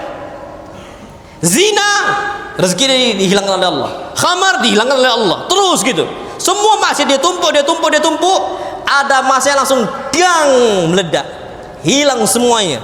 Makanya orang-orang yang masih berkutat dengan riba, kalau nggak cepat diselesaikan, tengoklah, hilang semua itu gampang bagi Allah Subhanahu wa ta'ala. Selesai Pak, sudah. Kemudian dampak yang berikutnya apa? Dibenci manusia. Manusia ini Pak bisa benci sama dia. Sebabnya maksiat yang sudah dia apa? Kerjakan, dicandui sama dia. Dan ini hadis Nabi kita Muhammad SAW, beliau bersabda, Innallaha idza abghada 'abdan, sesungguhnya Allah kalau udah benci dengan seorang hamba, da'a Jibril. Allah panggil Jibril. Fayaqul, Allah katakan, Inni ubghidu fulanan fa abghidhu. Saya benci sama fulan. Ini yang ngomong siapa? Allah. Inni ubghidu fulanan fa abghidhu. Saya benci sama dia. Engkau wahai Jibril benci juga sama dia. Yang ngajak Jibril untuk benci kepada fulan siapa? Allah. Allah yang perintahkan. Qala fayubghiduhu Jibril. Apa kata Nabi SAW? Jibril pun langsung benci betul sama dia. Thumma yunadi fi ahli sama. Kemudian malaikat Jibril pun langsung memanggil semua para malaikat yang di langit. Apa kata malaikat Jibril? Innallah, sesungguhnya Allah yubghidu fulanan fa abghidu. Allah benci sama dia. Kalian semua wajib benci. Semua malaikat dipanggil malaikat Jibril. Jumlahnya malaikat itu miliaran, triliunan. Banyak sekali Pak. Banyak malaikat. Semua malaikat yang di atas langit apa? Benci sama kita. Apa kata Nabi SAW? Fayabghidunahu. Akhirnya semua orang benci dengan kita. Thumma tuda'u lahul baghdha fil ard. Akhirnya kalau udah seluruh malaikat itu benci sama dia, terutama Allah SWT udah benci dengan dia, maka dia akan dibenci oleh manusia yang ada di atas muka bumi. Makanya Pak, kalau seandainya orang-orang itu kabur dari kita, coba introspeksi diri. Kali kita udah sering maksiat, sering kita kerjakan apa? Dosa di hadapan Allah Subhanahu wa ta'ala. Kemudian dampak yang berikutnya, mudah dikuasai oleh siapa? Setan. Wah, jangan antum kasih akses untuk syaitan di tubuh antum. Ini sering anak sampaikan. Karena memang aslinya kita ini Allah takdirkan hidup kita di atas muka bumi ada jin qarin. Jin yang selalu menyertai seorang hamba. Hadis Nabi kita sallallahu alaihi wasallam, "Ma minkum min ahadin illa wa qad ukila alaihi minal jin." Tidaklah ada dari kalian kecuali diberikan oleh Allah untuknya apa? Qarinnya dari bangsa jin. Nabi ada nggak qarinnya? Ada, tapi jin qarin Nabi masuk Islam. Kalau kita enggak, masih nih Pak. Iya. Kalau Nabi apa kata beliau? Fala ya'murni illa bi khair. Maka jin qarin saya enggak akan pernah memerintahkan saya untuk berbuat apa? Maksiat. Diperintahkan untuk taat terus. Antum pernah enggak terbesit untuk maksiat? Sering kan? Berarti masih kafir itu. Ya alladzi yuwaswisu fi sudurin nas, tiba-tiba terbesit itu maksiat, berarti masih kafir. Ini bisikan syaitan yang bisikin di dada kita, jadi terbesit untuk ini, untuk itu syaitan Pak, bisikan syaitan. Sadar nggak sadar kita, itu yang perlu kita ketahui. Nah kalau udah dikuasain syaitan berat Pak, ini yang anak sering sampaikan. Makanya kalau nggak mau dikuasain syaitan, sholat jamaah laki-laki, jangan di rumah. Karena kata Nabi kita SAW, orang sholat di rumah itu seperti serigala yang memakan domba yang sendiri. Nah kita ini tengoklah Pak, orang pertama kali futur biasanya karena sholatnya pertama di rumah. Itu mulai pertama. Nanti lama-lama tengoklah nggak akan nampak lagi. Makanya perintah Nabi kita SAW, alaikum bil jamaah, wajib kalian untuk berjamaah. Kenapa? Fa inna ma ya'kulu dhi'bul qasiyah minal ghanam. Sesungguhnya yang namanya syaitan itu seperti serigala yang hanya menerkam domba yang sendirian. Anak punya domba Pak, banyak dombanya, dan walhamdulillah domba anak itu nggak akan bisa diterkam sama anjing kecuali kalau ada satu domba yang nyendiri. Dia kalau masih rame-rame sekecil-kecilnya domba nggak akan diterkam sama anjing. Tapi kalau udah menyendiri diterkam, Pak Ana udah dua diterkam sama anjing domba Ana, diterkam. Karena memang Ana ini sistem umbar. Jadi diarit sama sistem umbar. Jadi Ana buat kandang. Istilahnya kan di pondok itu ada luas tanah itu Ana buat waring gitu kan. Karena domba itu nggak akan manjat dia. Tapi ada yang satu keluar nih. Sudah. Ma'asalamah sudah. Selamat apa? Selamat jalan. Betul. Sudah dimakan sama siapa? Anjing ketika itu diterkam. Syaitan juga sama.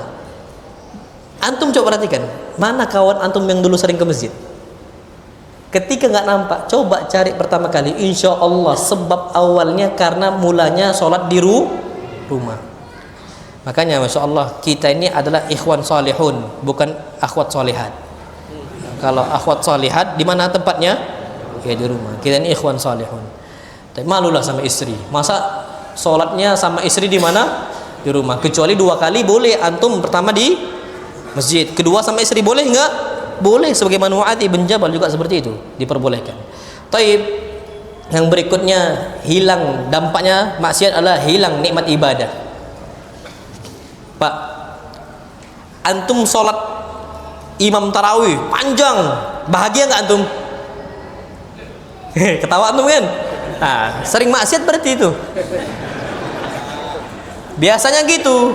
Tapi Ustaz, Masya Allah, teruskan Ustaz, panjang terus. Ana seneng ini Masya Allah. Tapi pas lagi sholat tarawih, imamnya pertama kali alif lam mim mundur teratur. Yang dicari yang al-ikhlas al-falak an-nas. Ini biasanya karena kita sering maksiat, akhirnya nggak merasakan nikmatnya apa? Ibadah. Nabi SAW kaki itu sampai bengkak-bengkak hatta tawarramat qadama. Kaki Nabi sering apa? Bengkak salat malam. Iya 11 rakaat, satu rakaatnya 5 juz. Satu rakaat berapa juz? 5 juz. Antum 11 rakaat 1 juz saja tunduk kita. Ya sudah. Dan ajibnya Nabi SAW itu rukuknya Nabi baca 5 juz 1 rakaat. Rukuk Nabi kita Muhammad SAW rukuknya sama seperti apa? Berdirinya. Oh kalau kita tumbang gini Pak, kalau udah ruku udah berdiri lama, rukuknya juga lama. Udah jatuh kita. Karena nggak merasakan nikmatnya. Karena ketaatan Nabi SAW beda dengan ketaatan kita. Ibn Mas'ud aja nggak tahan. Apa kata Ibn Mas'ud ketika sholat malam bersama Nabi? Hatta hamamtu bi amrun su'. Akhirnya aku tuh berkeinginan dengan keinginan yang buruk. Tanya murid-muridnya, "Wa ma hamamtu bi ya Ibn Mas'ud?" Apa yang kau inginkan wahai Ibn Mas'ud? Apa kata beliau? An ajlisa wa ada'ahu. Aku duduk dan tinggalkan Nabi sendirian. Ini menunjukkan yang namanya imannya Nabi tidak sama dengan imannya Ibnu Abbas. Nabi SAW nggak bermaksiat. Jadi lezat Pak. Antum baca Facebook berapa lama? 24 jam ya? Jangan Pak. Berjam-jam kan? Coba baca Quran 5 menit. Ana nggak tahu antum baca apa Pak sebelum baca Al-Quran. Baca Quran itu ucapan pertama kali a'udzubillahi minas, bukan bismikallah ma'amutu ahya. Jadi 5 menit langsung sep. Ini terjadi. Kenapa anda katakan ini? Jangankan yang awam, yang santri. Ada halaqah subuh, ada halaqah asar, ada halaqah maghrib. Tengoklah Pak. Ada aja satu santri ini tungguin 5 menit baru buka, tiba-tiba kepala udah kemana-mana. Traveling kepalanya. Udah kemana-mana. Kenapa? Ngantuk. Dia nggak merasakan nikmatnya baca apa? Quran. Oh toh, coba Pak antum baca apa? Facebook. Tahan lama. Asli tahan lama. Ana ambil contoh, nonton kajian antum sampai ketiduran. Buka Ustaz Syafiq bahasa lama misalnya. Baru 5 menit tidur. Coba nonton bola. Ada kopi, ada kacang kulit, pokoknya lengkap, nonton bareng. Tapi kajian dijadikan sebagai pengantar tidur. Akhirnya apa? Itulah kita nggak merasakan nikmatnya apa? Ibadah. Karena apa? Sebab maksiat. Oh dulu Pak, antum tahu para sahabat Nabi kita SAW, ini dalam Sahih Bukhari. Kajian itu, kajian malam sampai tengah malam. Antum sini kajian dari ba'dal maghrib sampai jam berapa? Isya, ya Allah. Sampai jam 9 aja. Ustaz, habis waktunya Ustaz. Sampai jam 9. Sahabat sampai tengah apa? Malam. Apakah mereka risau? Enggak. Karena mereka merasakan nikmatnya menuntut ilmu. Kayak gini Ustaz, ini udah setengah 12 ini. Setengah 12? 2 lagi kita belum ya? Iya 2 lagi. Ustaz, setengah 12. Nggak usah tanya jawab ya, nggak usah. Ustaz, setengah 12 ini. Antum baru 1,5 jam duduk. Berapa jam kita udah duduk? 1,5 jam kan? Antum udah capek. Berarti biasanya ada maksiat. Kotor hatinya. Coba ibu-ibu suruh nongkrong, ya Allah Akbar, ngerumpi sore hari, insya Allah suaminya pulang dari kantornya ke rumah, hilang istrinya. Kemana? Rumah tetangga. Ngerumpi, Pak. Ini kejadian. Bapak-bapaknya juga sama. Coba nongkrong, ngopi, ditelepon sama istrinya. Nongkrong sejam, ditelepon sama istri, "Bang, pulang, Bang." Antum pamit. Afwan ikhwah, anak pamitnya. Kemana? Udah ditelepon ibu negara. Apa kata kawan-kawan antum? Ya Allah, masih sejam. Udah pulang, masih sejam. Coba sekarang baca Quran sejam, tahan antum? Insya Allah enggak, Pak. Karena masih awam. Tapi kalau ustadznya, kalau orang yang penuntut ilmunya, enggak, Pak. Memang mereka itu fokus baca apa? Quran. Memang fokus di situ, dan mereka merasakan nikmatnya baca Al-Quran Al-Karim karena mereka itu bersama kumpulannya para malaikat. Apa hadis Nabi kita sallallahu alaihi wasallam? Al-mahiru bil Quran, orang-orang yang mahir baca Quran, ma'asafratil kiramil bararah, dia bersama kumpulannya para malaikat. Jadi yang itu perlu kita ketahui. Kemudian yang berikutnya adalah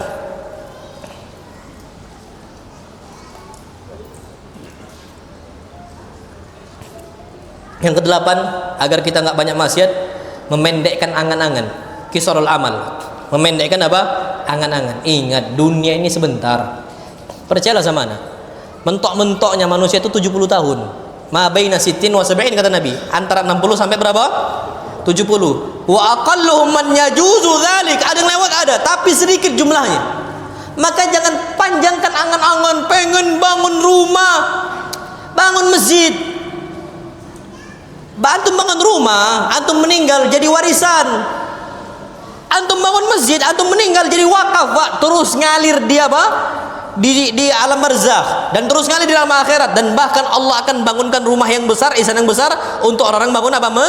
Masjid. Kalau orang panjang angan-angannya, oh anak nggak mau haji, beli mobil dulu. Anak nggak mau umroh, nanti dulu. Ini dulu, ini dulu. Ini adalah namanya orang-orang tulul amal. Panjang apa? Angan-angan, pengen bangun ini, bangun itu dan sebagainya. Nah, orang yang istilahnya dimudahkan oleh Allah maksiat ketika dia ini pendek angan-angannya di dunia. Sudah. Jadi ambisi dia adalah akhirat. Itu yang berikutnya. Kita percepat nih karena waktu kita sudah sedikit lagi. Yang ke-9. Nah, ini penting nih. Mujanabatul fudul. Jauhi perbuatan yang berlebihan. Halal boleh, tapi pada kadarnya, ukurannya, nggak boleh berlebihan. Contoh, orang nih sering mudah maksiat ketika banyak makan. Yang ajibnya, Pak, bulan puasa nih bulan makan atau bulan nahan makan? Tapi perhatikan, Pak, antum kalau mau fulus, bukalah kedai makanan, insya Allah laku. Lakunya di bulan apa? Ramadan. Harusnya bulan nahan makan, malah dijadikan bulan kuliner Ramadan itu. Bahkan di mana-mana orang tuh ada sore-sore itu apa namanya? Ngabuburit. Itu sampai rame di mana-mana, makan di mana-mana, berlebihan, Pak. Ya Allah, ini nggak boleh. Orang itu akan susah untuk taat ketika makan berlebihan. Ana ambil contoh, buka puasa yang dimakan kurma masuk, empek-empek masuk, tekwan masuk, model masuk, kambing masuk. Antum sujud gak akan bisa lama. Antum susah nafas. Ini karena banyak apa? Makan. Ulama zaman dulu, Pak, makan tuh sedikit, makanya mereka semangat. Sekarang nih, ya Allah, udahlah, Pak, cukup bagi kita, kata Nabi, luqaimat. Luqaimat itu cuman istilahnya suapan kecil ya, suapan kecil. Itu pun cuman beberapa saja. Jadi kecil suapan beberapa saja. Kita ini suapan besar, sap. Nasi biryani kan, sap. Makan banyak bersuap-suap kan gitu. Ini akan membuat kita tuh malas untuk taat kepada Allah Subhanahu wa taala. Banyak makan. Nah, kalau Nabi yakfi li bani Adam luqaimat, cukup untuk bani Adam, manusia itu luqaimat beberapa suapan kecil saja, jangan banyak-banyak.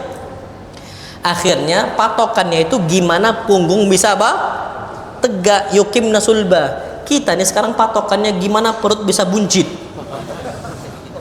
Makanya Pak, buncit nih sering juga anak sampaikan, buncit itu tanda hari kiamat. Inna min asyratis sa'ah, termasuk tanda hari kiamat, an yadhhara fihi musiman, kalau orang banyak yang nampak buncit.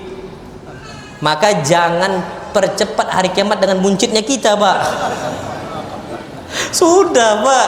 Ini suami ya buncit, istri juga apa? Buncit. La innalillahi, sudah, Pak. Jangan. Kita ini sedikit apa, makan. Sudah sedikit makan.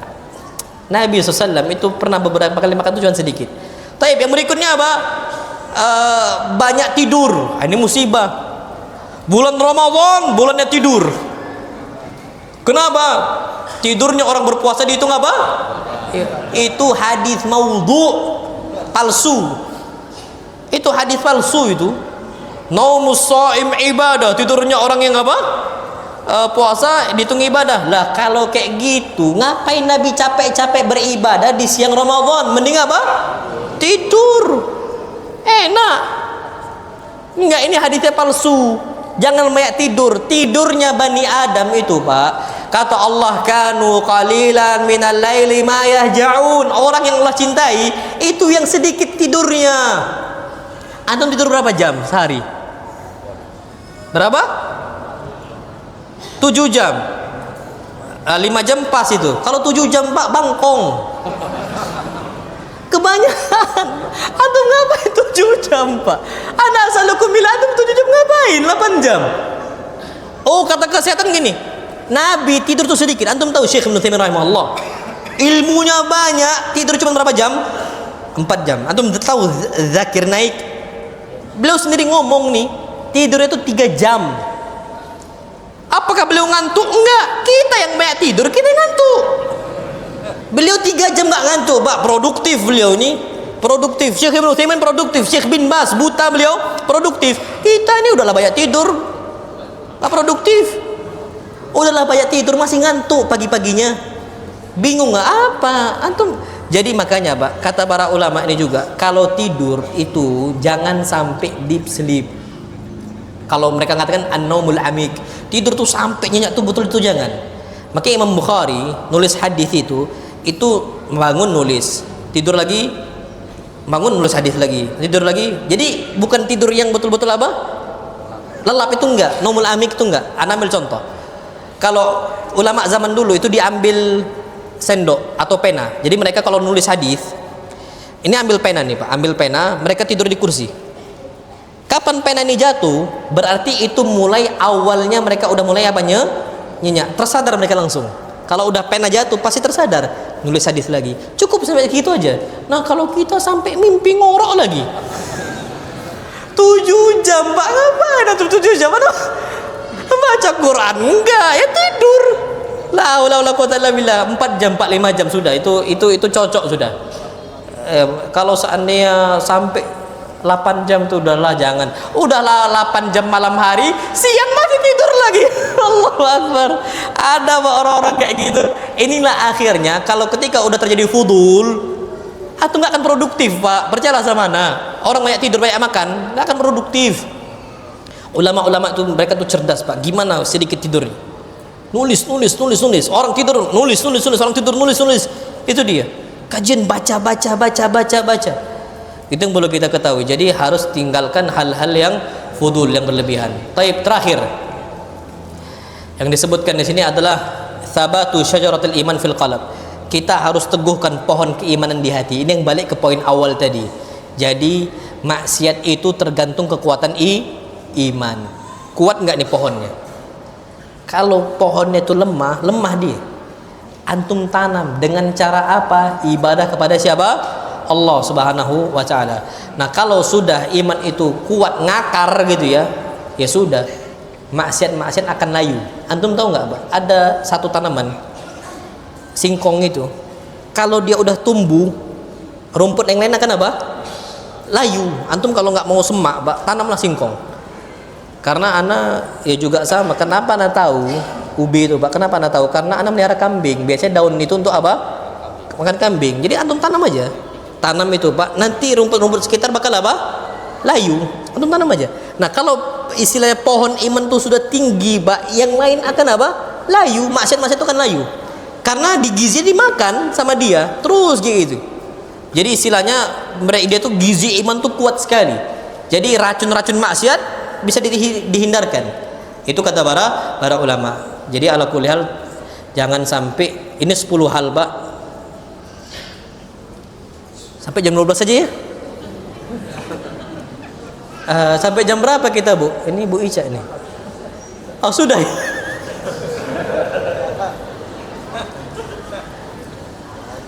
Terakhir Anda minta 5 menit ya. 5 menit aja Pak. Terakhir, jangan lupakan musuh utama kita siapa? Syaitan. Inna syaitana lakum aduwwun fattakhiduhu aduwwa. Kata Allah, yang namanya syaitan itulah musuh bagi kalian. Jadikan dia ini musuh, jangan kawan. Syaitan. Pak, Ramadan ini itu jangan antum kira semua syaitan dibelenggu. Enggak Pak. Kenapa enggak anekin? Enggak. Yang dikatakan dibelenggu itu sufidat maratul syayatin, setan-setan yang punya apa? Pengikut. Jadi tokoh-tokohnya yang dibelenggu. Yang kroco-kroconya masih nyebar. Makanya masih ada maksiat di bulan apa? Ramadan. Yang paling nyata bagi anak, orang itu kesurupan di bulan Ramadan itu banyak, tapi mudah keluarnya dibandingkan orang kesurupan di luar bulan apa? Ramadan. Bukti yang lain apa? Hadis Sahih Bukhari, Abu Hurairah jaga zakat apa? Fitr dicuri sama siapa? Syaitan menjelma kepada manusia. Zakat fitr yang dijaga bulan Ramadan. Berarti masih ada syaitan yang berkeliaran di bulan apa? Ramadan. Yang dibelenggu itu cuma orang ya, cuma syaitan-syaitan petinggi-petinggi tokoh-tokohnya. Nah, ini syaitan-syaitan ini hati-hati. Fattakhiduhu aduwa. Jadikan dia Allah sebagai musuh. Wallahu a'lam bishawab. Ini dapat saya sampaikan. Enggak ada tak jawab kita ini karena waktu kita sudah apa? Habis. Ya mudah-mudahan sedikit bermanfaat. Apa yang benar datangnya dari Allah Subhanahu wa taala, yang salah datangnya dari anak pribadi syaitan, dan anak benar kesalahan tersebut mudah-mudahan kita bisa jumpa di lain waktu. Amin ya rabbal alamin. Wassallallahu nabiyana Muhammad. Assalamualaikum warahmatullahi wabarakatuh.